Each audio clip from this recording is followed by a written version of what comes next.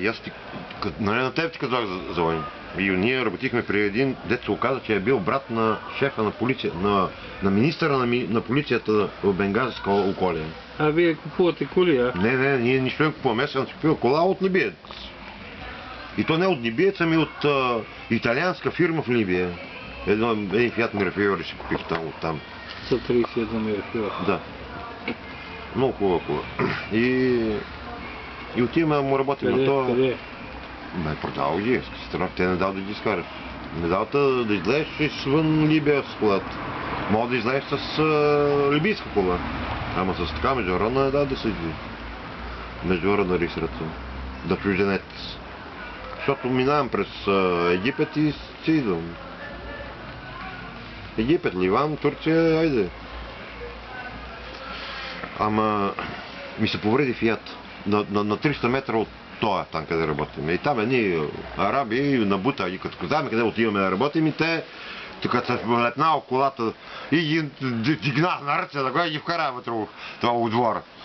И работиме, какво работиме, и къде 4-5 часа, 6, викам, ние приключваме, защото трябва да си гоним там някакви рейсове. Това нас вери. Какви рейсове ще гониш, бе?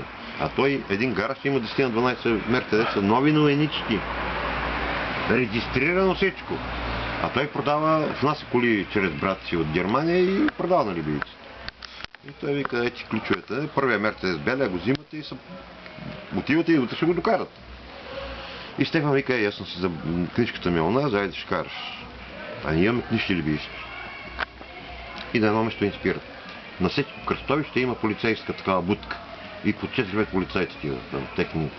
С яке и брич. Или с клин такъв анчук, или някаква дрея такава, военно. И калашника на гърба. И обърнал това пълнителите, два с тикшо ги вързал. И там да го е, се мал майка. И пира, документ за проект, аз му дам книжка. Чете, обаче като обърна книжка, Българо! Що караш така кола? Чакай, бе! Това е на колата. Вика, тази кола вика либийска. Либийска? А ти нямаш право да караш така кола. Викам, тази кола не ги е дал мистер Саля. Мистер Саля. Който Саля? Викам, мистер Саля, не му знам второто име. Обаче е брат на шефа на вашето министерство, тук на вътрешните работи, на милицията. Саля Хахмедин ли? Какво е? Това също е. Ой, давай. Махай се. И ние други ден му казваме на това, обаче ти му се обадили. Не се докара, така, верно ли е това? Аз съм ми дал колата, хората. Обаче той през това време, нали, викнал някакви там джагатайци, финали в фаята и го закарали в една лоша, се казва, такава работилница, го правят.